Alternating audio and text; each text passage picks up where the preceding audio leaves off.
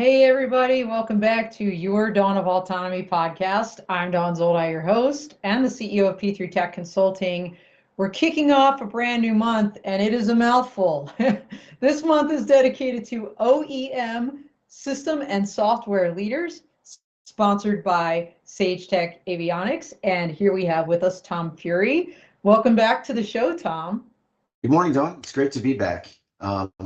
And what a great title for the month. Honestly, I don't know which one we are. I think we're all three, so we'll just roll with it. I remember when we talked. So everybody out there, Tom has been a regular on our platform since the very beginning of it several years ago, and has always sponsored the best of like that month in December. And this year he's like, let's do a different one, and we came up with this title. But you're right, it's a perfect title for what you do, Tom, because you guys are experts and leaders in all three areas: original equipment, manufacturers, systems, and software, all three. So before we get into Sagetech, for those that don't know you, tell them a little bit about yourself, Tom.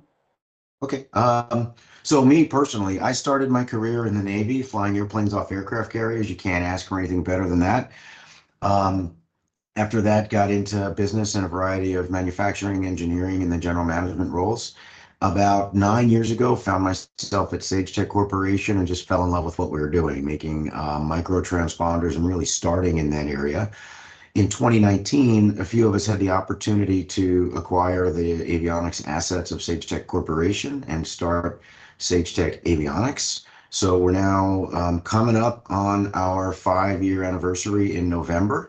And I absolutely love what we're doing and what we're focused on. And there is a lot of focus in our company. We'll talk about that, I'm sure, throughout today. And again, delighted to be in this industry and delighted to be still back with Dawn of Autonomy, which used to be Dawn of Drones, right? Well, I'm going to go off script right away. Call sign was not Maverick. What was it? Sarge. So Sergeant Furey. Day I walked into my first squadron, they said, Furey, Sergeant Furey, and that just stuck, right? I love it. That is So awesome. then the enlisted people who actually worked for a living were a bit offended that my call sign was an enlisted rank. No doubt, because you know what? Who runs the DoD are those sergeants, to be sure. Fun fact, Tom, my call sign was Pitbull, not the singer and not the dog.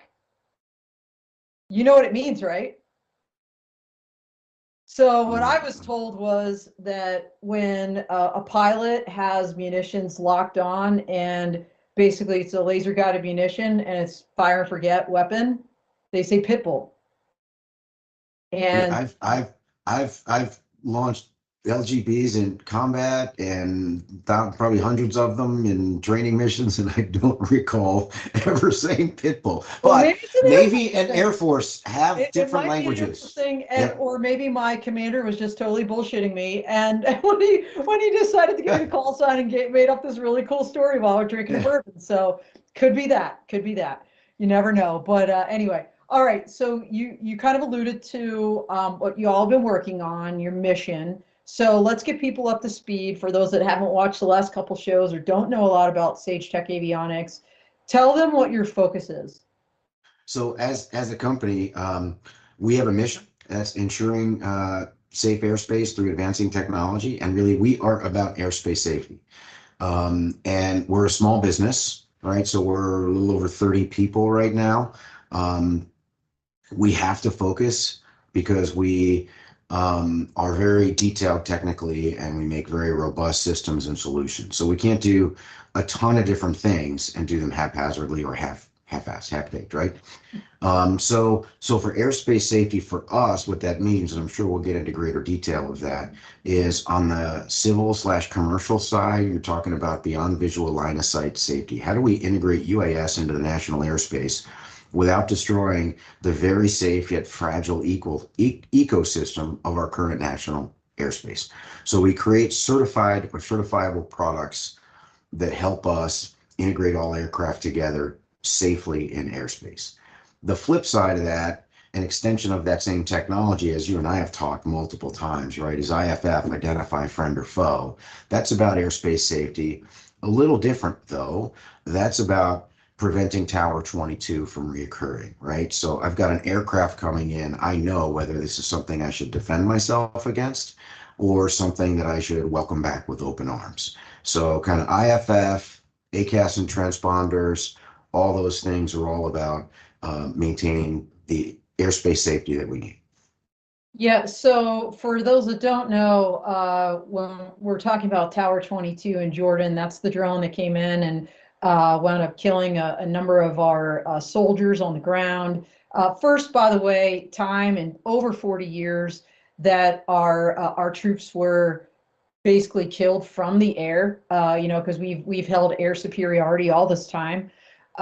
So really disturbing. And Tom, you and I collaborated on an article, an op-ed, basically. I believe AUVSI published that about how this IFF technology can be small enough to put on smaller drones and would have prevented that kind of incident, right? Because so many people think about counter UAS and they think about traditional systems, but really counter UAS is a system of systems. And this IFF, I think, would be a critical component of that. But let's talk, Tom, is the right word that you're really mentioning in terms of whether it's IFF or on the commercial side, the transponders that you make, is it conspicuity that we're talking about in particular?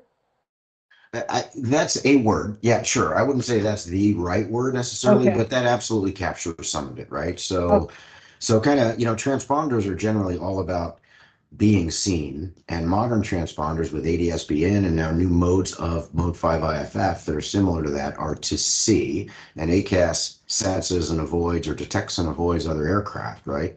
So it's see and be seen, right? So there's an aspect of conspicuity, but there's also an aspect of sensing what other hazards are out there in the airspace.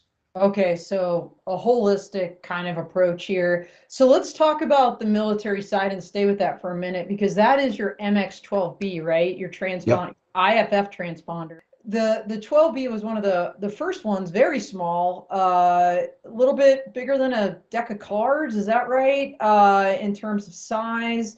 And this was one of the very first certified by the DoD for aircraft that are way smaller than the traditional large military aircraft you think about. Yep. And that's been our history. And I'll just detract from what you said, not detract from it, but go off script a little bit. Yeah. So back in 2011, well, 2014 actually, the old Sagetech Corporation that I mentioned earlier, and this is technology that we acquired in starting this sort of new generation or iteration of it, created the very first micro transponder. It's this thing.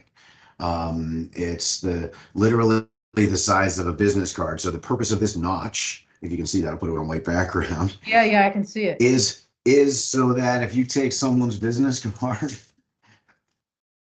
it fits perfectly within that. Oh, wow. Um, Okay. so, and it weighs, about less than a quarter of a pound or something like that. And that came from airspace safety. So that came from a request from an OEM customer that was making UAVs that were being flown by DoD. And they said, hey, look, and don't quote me on whether these were the right aircraft, but I think it might have been somewhere, a decade and a half ago or whatever, where a Shadow aircraft crashed into a KC-130 in the landing pattern or on the ground or something like that. And they said, hey, you know what? UAVs are awesome for combat. They keep people out of harm's way. They're composite or fiberglass. They're invisible to radar. But oh, by the way, when they're coming home, they're invisible to our radar as well. How do we make them conspicuous, to use your word? So they asked us if we could develop a transponder, which at that point was the size of a small shoebox, right? And many of the And legacy and heavy, many, right? yeah, and heavy, 10, 12 pounds, something like that. To put that on a 40-pound aircraft isn't going to work. So we developed initially a circuit card and then packaged that into the XP transponder series, first certified as an Ames Mark 10, so not IFF, but a mode A and C transponder. They're still flown today. They're still flown today with DoD in different programs. They're standard equipment on, for years they were standard equipment on almost everything that DoD flew that was a small drone. Now with the advent of micro IFF, um, it's not necessarily this that's standard equipment. So that was our background in it. So when we built the MX platform, the first thing we wanted to do was incorporate this new technology, which was an advance of encryption and security technology by DoD called Mode 5 that required some different waveforms and some more processing power. We also decided to make it diversity dual antenna. So it's a long way of getting to answer the question that you asked, right? No, And it's then, really great. And this is like the deck of cards. yeah, this is the MX platform. And this is actually our mechanical prototype. So it's plastic with a weight in it to make it feel the same. It's 190 grams. It's the size of a deck of cards-ish, right? What's funny is that's the rangefinder. The next slide down is the MX-12B. It doesn't matter. They're the same hardware platform. So we build robust platforms that we can have multifunction products on. And we'll talk about that and what we're doing in the future on why that's important. But diversity means this thing can be flown in manned aircraft of any size.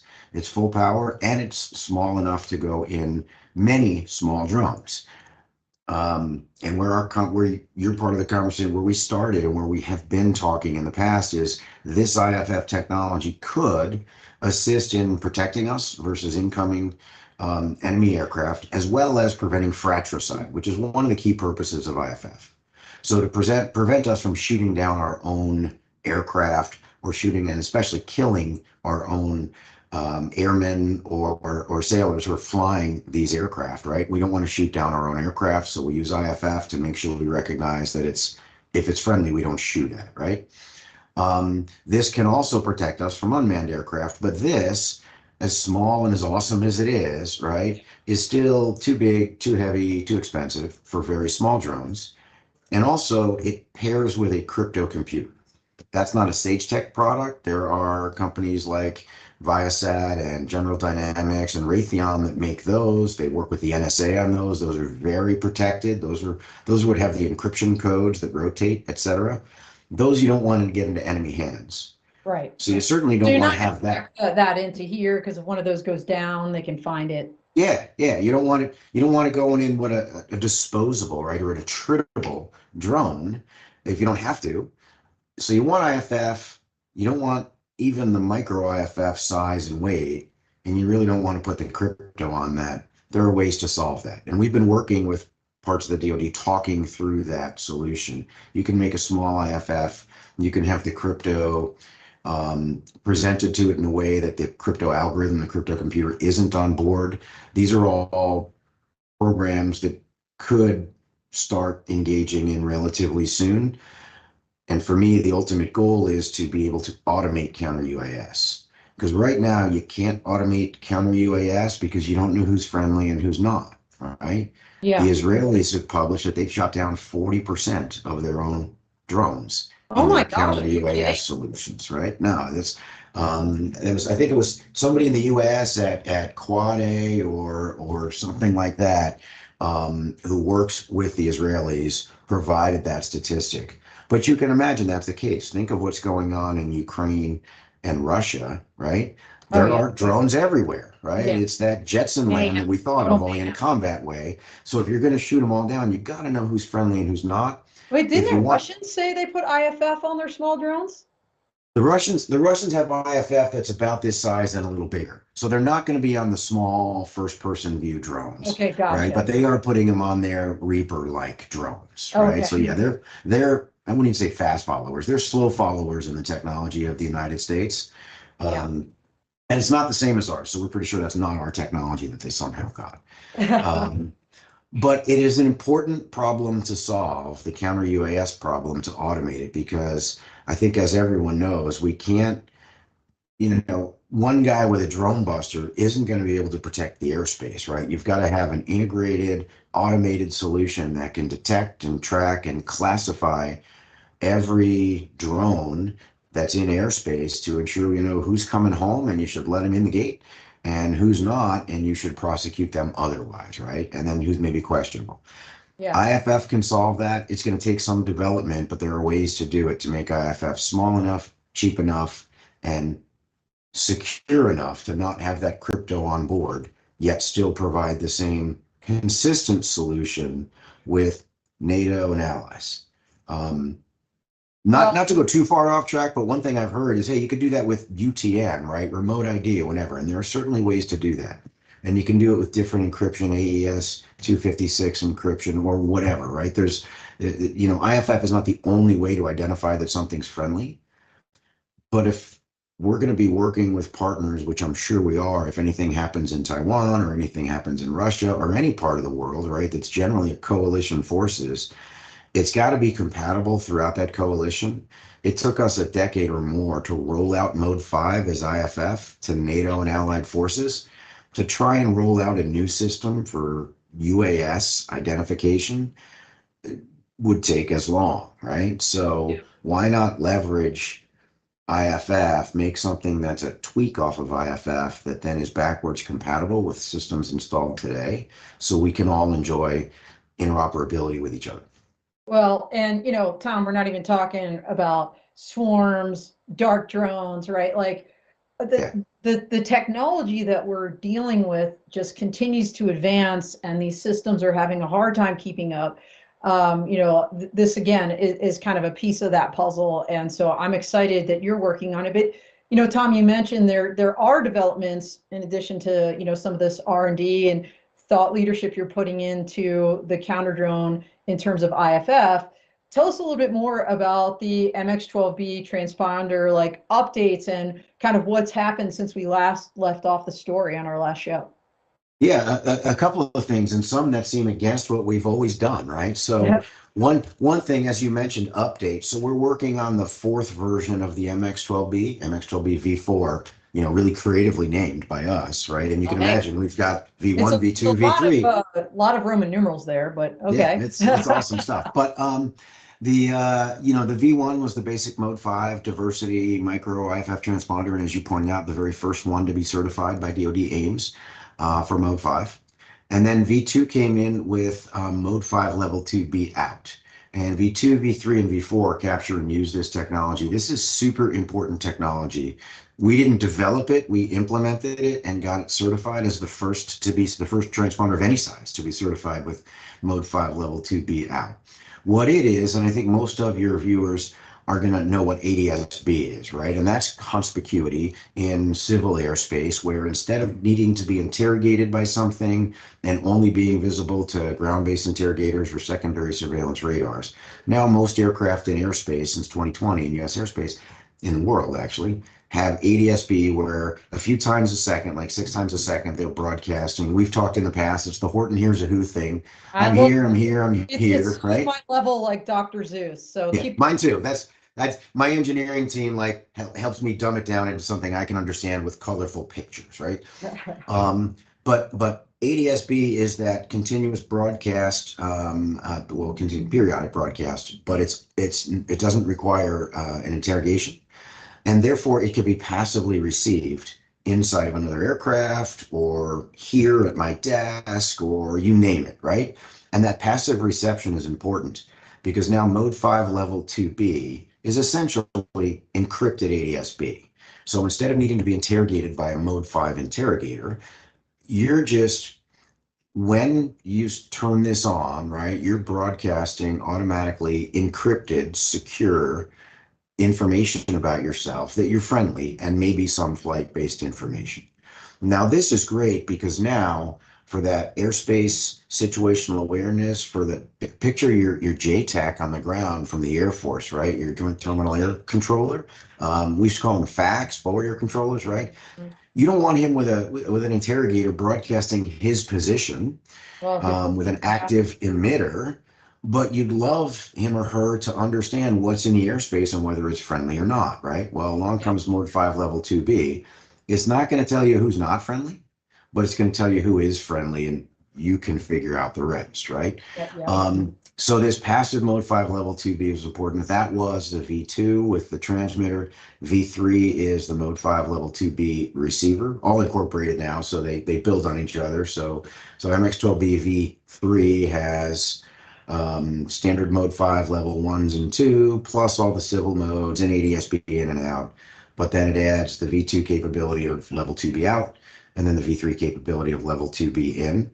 And now V4 is a new platform also called the ACX 3000 series platform. So it's actually a tweak on the MX, but it's enough of a tweak that we're calling it a new hardware platform Okay. because it adds 978 UAT receivers, which is a US ADS-B frequency.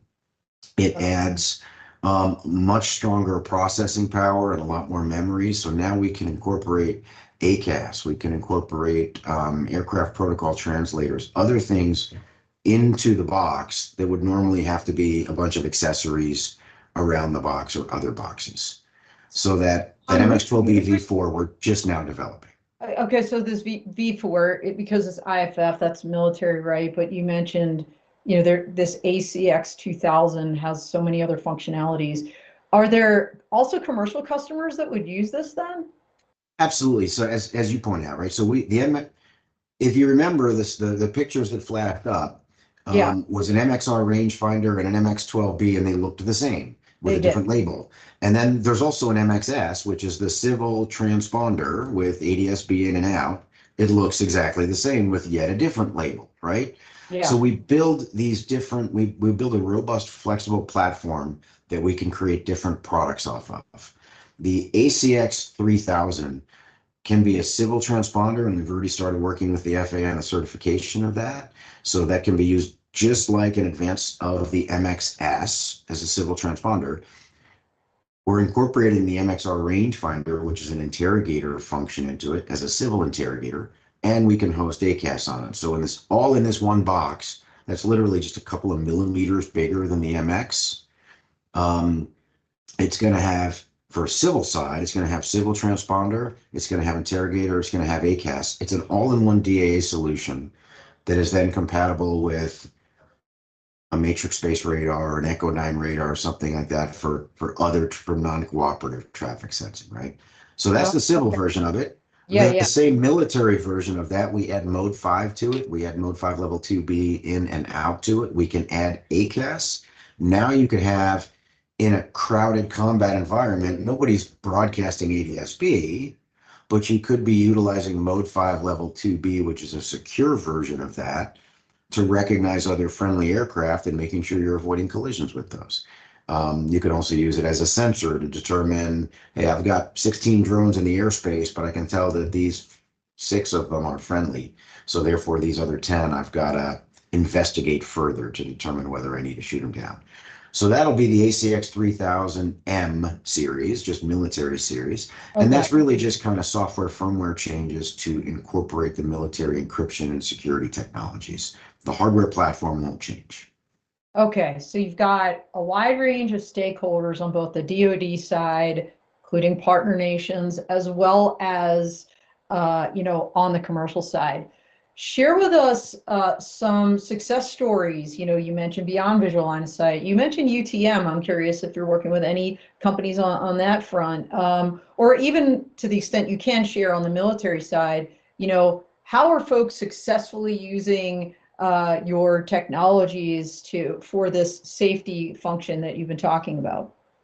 Yeah, so it's a work in progress, as you know, Yeah. because a few years ago, you and I probably both sat here thinking that we'd be in Jetson land right now and we'd be certifying aircraft and we'd be flying line of sight and receiving packages and warehouse deliveries via I have to drone. say something. I just saw the latest Alien movie, and it's 2030, right? Like, think about that. It's like 5 years from now. And they're in space and they're doing all this stuff, and it's just like, huh, So, and I think some of the original movies were all like 2030 as well, like all the ones with Sigourney Weaver and whatnot. Yeah. But you're right. Yeah, here we are thinking that we would be flying around and air taxis and drones would be ubiquitously delivering goods in every neighborhood across the land.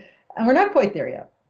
No, we're not. And part of that is because of the safety that we're kind of working on. We work with the FAA on our TCA committees like SC 147, SC 228 for DAA, et cetera, ASTM. Everybody's really working on this. So it's not that technology isn't advancing, but technology in a way is advancing faster than we can safely use it. And that's what we want to be careful of because we we can't be the next gen iPhone. We've talked about this probably in the past. Yeah. You can't necessarily have a minimum viable product and then throw it into airspace with flight over people, with operations over moving vehicle, or in congested airspace that has other aircraft. Because if it fails, you can't just reboot it. Yeah. It's weight falling out of the sky on people or crashing into another aircraft, right? So we've got to be careful, and I think the FAA and the global civil aviation authorities are doing a very good job of trying to go as fast as they can. I'm sure they can go probably a little faster, and certainly the FAA can go a little faster. Yeah. But they're trying to make sure that they're taking risk into account and then putting rules in place to ensure adequate safety, risk-based, right? So if it's a paper airplane, you don't necessarily have to have robust safety solutions on it, right? But if it's a 50-pound aircraft or a 100-pound aircraft that could hurt somebody, you got to have safety solutions. So we're making, it's still a work in progress, but some of the progress we've seen, we've all seen just recently a lot of beyond line of sight waivers from the FAA. Yes. One, I think, super critical one that happened in May, I think, of this year. And we've been working with this partner for a couple of years, actually, but American Aerospace Technologies with their Air Ranger platform, which is a Group 3. So it's a 300-pound aircraft for doing long linear infrastructure inspection. Yeah. Under Chevron, they got a really, really large scale, not just waiver, but exemption, which basically says, okay, you don't need to comply with this specific rule because you have something that protects against that. Yeah. And this is it's got the MXS on board, which does ADS-B in and out. It's got the ACAS computer, but we're not yet relying on the ACAS logic because we still have to get enough test cases to prove that to the FAA. But it's got ADS-B in that we're presenting to an operator that can fly this thing well beyond visual line of sight without visual observers. And it's got 2 Echodyne radars on board for all-weather detection of non-cooperative traffic, because in that kind of airspace, you're going to have a lot of crop dusters and stuff, and people who don't fly with a transponder, probably legally don't fly with a transponder, but you still don't want to crash into them. Yeah. So that was a really exciting and we think broadly impactful exemption, because they'll continue to fly and collect data, but now you can start setting up these big ranges of airspace where something is trusted to fly beyond line of sight. So that was a really something big too. I mean, Tom, if memory serves, I remember writing about some of the initial trials in this in the Texas area, if I recall correctly. And it was like for VTOL magazine. I know it was AATI, and I'm almost 100% sure it was your transponders on board for those initial flights. I know you've been working with them for a while. That was with NASA, probably under the NASA program, which yep. You're exactly right. That was with NASA. And then it sounds like that's progressed now to, let's call it real world ops, right, with Chevron. So, wow. Yeah. So, like we talk about, oh, we're not the Jetsons yet, but, in some respects, we have come far, because I remember the early days of that with NASA, as you said. Yeah. This today, where there's an exemption, not just a waiver, and there's nuances there. That's really important. The FAA saying you don't even need to do this anymore because you're good. That's hugely significant. So and it's not just for, hey, wow, the technology is advancing, we're allowed to fly beyond line of sight, but think about that now from a Chevron perspective. You can use this system rather than putting another piece of traffic up into the crowded airspace with a person on it, right? It eliminates cost and risk associated with manned aircraft. And again, I think I've heard where drones and automation really is best for, what is it? It's routine, it's boring, it's risky, and there's an R word for boring. Dangerous and that's it. The dull, but if you think about that, we're using the B's, but it's the 3Ds. And there's somebody said a fourth one. I forget what the fourth one is, but it's also a good one. But yes, definitely dull, dirty, dangerous Yeah, the jobs. dull theory, and that's what that would be with a man or a woman, right? A human Yeah. in an aircraft, whether it's a fixed wing aircraft or a rotorcraft, it's going to be expensive, but it's also kind of risky. You're flying out over airspace that you're a long way from home. There's other aircraft in the airspace. You're trying to get close enough to a pipeline to inspect it. You're trying to use camera systems and maybe not fly the aircraft. It's easier for an automated system to do that, takes the risk out of it. It's also pretty boring, these long linear flights, right? Yeah. So that was a super exciting one. We also had one in Europe with a company called Primico. They're a Czech manufacturer. They make the Primico 150, it's called.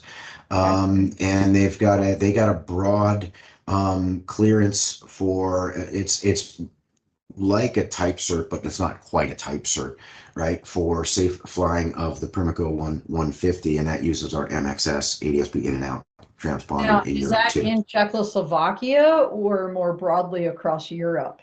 You got Um, EASA, and you've got the national authorities, who kind of gave this permission or this approval? I have to refresh my memory, but it's not specific to the Czech Republic. It is a European LUC, it's called, which is a on their risk SORA, Okay, certain the gotcha. risk management thing where they have their class of it. I'll have to review what that is. They did all the work just using our technology, but it's exciting to see our technology as a key part of that.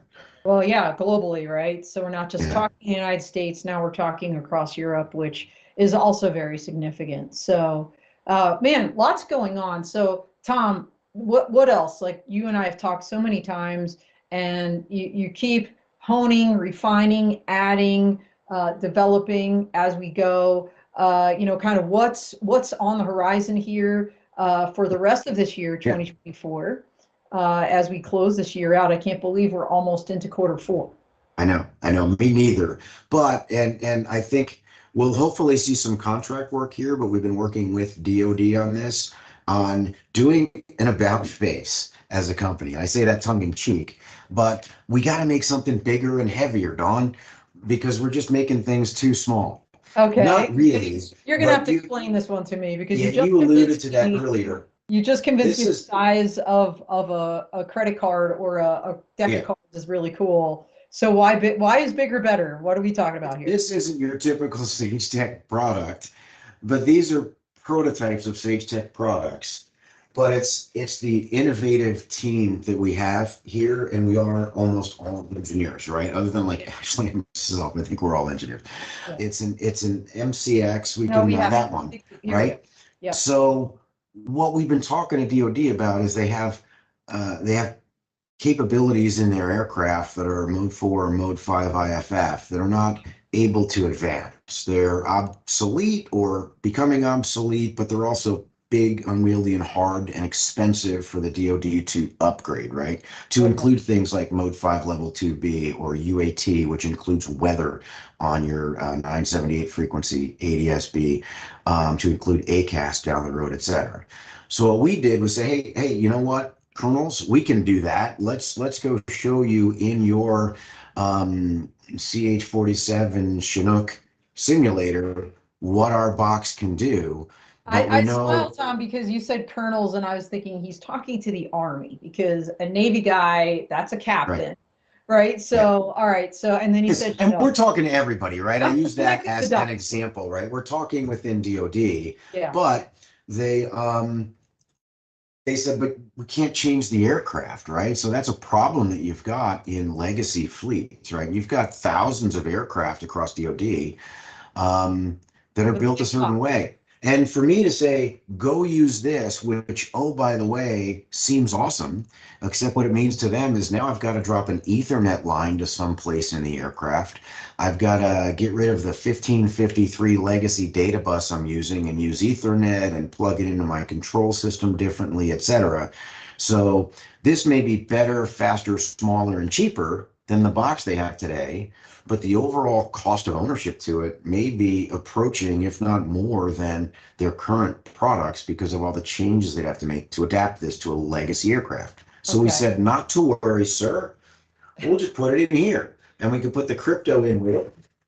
And then we'll use that big honking J1 connector you love so much, and we'll put it in that'll fit into a tray that you have today. But by the way, now this adapter makes the MX plug and play compatible with 25-year-old aircraft to Wow. replace and upgrade their capability. So now they can start utilizing Mode 5 Level 2 broadcast. They can start thinking about how they would implement ACAS, et cetera. And then gradually, if they have new variants of those aircraft or as they bring in new aircraft, the same solution that they're already storing, so we're not having to charge them an arm and a leg for a new product, right? Um, can be plugged into the digital backbone aircraft without the additional packaged air that we're given them in this one. Yeah. But it's a very low cost way for them to bring modern capability into legacy aircraft and then be compatible with future digital aircraft. So So that's super truly, exciting to work on. yeah, truly, as they say, MOSA, right? Modular Open Systems Architecture. Yep, absolutely. Yeah, very, very amazing. It's so funny that it's just like, and you said 25-year aircraft. I was thinking, well, I know the airmen are flying around in 50-year-old aircraft, but either way, you're going to have to retrofit something big. And so that was really smart what you guys are doing there. All right, cool. So that's coming up. What else? Like as we kind of think about next year, 2025, we're hopeful there'll be like a Part 108 notice of public rulemaking out for beyond visual line of sight, but as you said, some waivers rolling in, et cetera. How do you see Sagetech evolving and continuing to evolve with both the commercial and military markets? Yeah, so we've covered the things that I suspect we'll make on the military side, and while it seems narrow focus, there's a lot of work to be done there, right? Yeah. Um, helping upgrade legacy fleets, positioning new modern digital aircraft with new modern capabilities, being able to employ collision avoidance and future technologies into systems that the aircraft will be able to have in a cost-effective way, and then taking IFF and modifying it in a way that could be used to help us automate our counter UAS solution. There's a lot of work to be done there. We're not going to finish that this year, next year, or the year after, right? Yeah. On the commercial side, it's continuing more of the same. It's taking that same platform that we've talked about. As I mentioned, we sit on, and in one case, one of our senior systems engineers chairs one of the working groups of a subcommittee for the RTCA, helping to write the standards for collision avoidance and DAA. And again, risk-based management, your 10-pound drone probably isn't going to maybe not require a full DAA solution. And the FAA may not actually prescribe that you have to have a DAA solution, but the safety case available to go beyond line of sight, like we talked about with American Aerospace, will help make it easier to get exemptions and later get certifications by using the technology. So we're continuing to evolve that ACX 3000 platform. That'll be the MX-12B V4 here on the commercial side. It'll work for our eVTOL partners as a very low cost, low size, weight, and power, fully integrated ACAS solution for them to use as a pilot assistance or to go autonomously beyond line of sight. And then both that for, down to kind of the group 3-ish, call it the 50-pound or greater kind of aircraft, or even below with a single card solution that'll be more passive as a ACX 2000. Now that'll be geared more towards your smaller drones that if we see the notice of proposal, if we see the rulemaking for beyond line of sight, as we expect to see within the next year, right? Yep. What the BVLOS ARC recommended makes a lot of sense, and that is, hey, if an aircraft is transmitting its position even below 500 feet, the drone will stay clear. Well, in order to do that, it's got to be able to sense and avoid in a predictive way that thing. So we think one great way of doing that is ACAS SXU with passive sensors to receive UAT and ADS-B signals from those potential general aviation aircraft or helicopters that are in that lower altitude airspace. So our ACX 3000 will be scaled down to the 2000 as a passive ACAS SXU platform. That's about enough for us we won't even get to all that, Dawn, but those are the things we're focused on. Well, you're right. You've got a lot on your docket there. And, Tom, I mentioned UTM, but all the things you're talking about and that, this idea of fully integrated airspace, that eventuality, right? Even Part 108, like the FAA Drone and AAM Symposium in July, the panel that I moderated, the FAA said, outright, like UTM is going to be included in our Part 108 rule. Like, spoiler alert, it's going to be in there, right? We're not going to have a U space separate regulation like Europe. It's going to be part of beyond visual line of sight. And, we had Manuel Quillo from Speedbird Aero on the show, and one of the guests in the chat said, it's this idea of eventually getting to drone kind of communications too, not just, conspicuity, not like see and be seen, but maybe even something beyond that. Again, I'm talking maybe Jetsons for drones at this point, but I see everything you're doing building up to that future. And so super exciting that. And I will just jump in. Sorry to just jump in, but one thing you please. mentioned, I don't want to pretend like, hey, our technology, drone to drone, which by the way, that's the V2V or V2X in the future, which still is a ways away of the definition of that. But essentially, ADS-B, UAT, and other similar technologies, those are aircraft to aircraft communication protocols, right? Maybe it's not voice protocols, but there's message structure going back and forth. That same thing in drones is a great safety layer, but it's not incompatible or different from UTM. It's an additional safety layer.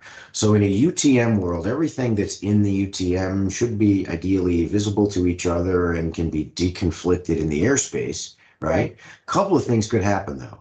You could have a non-player come in, right? Mm-hmm. Those aircrafts, something needs to sense that and feed that information, and that could be the UTM system sensing that and feeding that up. It could also be the other aircraft.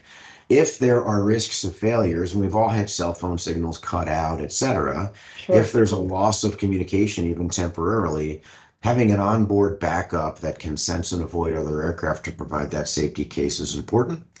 And then we're also working on some projects that are taking ground-based information like through UTM, feeding it up to the onboard ACAS. So it can be also always providing its own safety solution. So you're not just relying on the ground-based mothership to keep you safe. Right. You also have this backup where if all else fails, you're just not going to crash into another aircraft because you have the logic on board to see and avoid it or detect and avoid it. So I think it fits all together as the safety stack for airspace. I think that's a great tagline, Tom. You go tell Ashley the safety stack for safe airspace. Sagetech Avionics. So great stuff, Tom. I know you're super busy, but somehow your team finds time to go out to different shows and to meet with people in person. I know you and I talked at Exponential this year. With the limited time we have left, tell us where folks might be able to see you or your team in person, and also, of course, how they can reach you if they don't see you in person. Yeah. So I'll start with the latter part and then go back, but reaching us is easy. If you go to our website, sagetech.com, there's contact us pages on there. There's email addresses, so you can fill out forms. You can email me. My own email, I'm sure, is available. You can go on LinkedIn at Sagetech Avionics. You can look for me, Tom Furey. You can email me, call me, whatever. We do go to a lot of shows, and we tend to, right now, our industry is still working on the commercial side, but there's a lot of military need. If you look at the difference today, Don, in the global military perspective than it was when you and I started talking just a couple of years ago, it's wildly different, right? Yes. So there's a lot of collaboration. So we tend to, next week I'll be in Huntsville, Alabama at the AUVSI Pathfinder show down there. The following week, I think we have some folks coming in, so I'm not going to be at Commercial UAV or Drone Expo. We are typically up in North Dakota later in the year in October, November. I don't know if we're scheduled for that this year. At the UAS Summit? Yeah, we've been, I don't know if we're going this year or not, but we generally do. I'll be up there. I'm excited. Yeah. We go to all, obviously the big AUVSI shows, and then anywhere the DoD is talking about drones or counter drones, we tend to show up. Very, very cool. All right. Well, You know how to reach him, you know where to find him. Tom, before we close out, since we're at the end of the show, first of all, again, thank you for sponsoring this month of the Dawn of Autonomy. Thank you for everything you're doing to help keep our airspace safe for our soldiers, sailors, airmen, marines, and guardians out there, every day, and of course our coalition and partners, and then of course on the civil side. Anything you wanted to say in closing?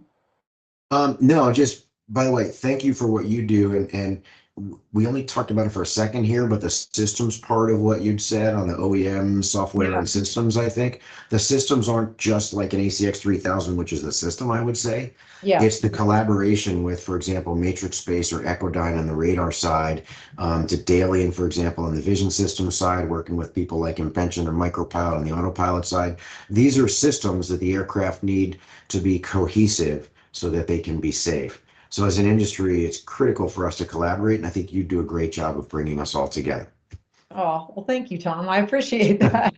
It's such a privilege, honestly, to be able to talk to folks like you and learn about what you're doing and to see how this industry is growing. Like I said, even like from that NASA AATI initial demo to like this exemption to today, I think it's a great arc, right? And we're just going to see more and more of this over the next couple years, and look forward to continuing to work with you. And for everybody else out there, thank you so much for joining us. We are out here.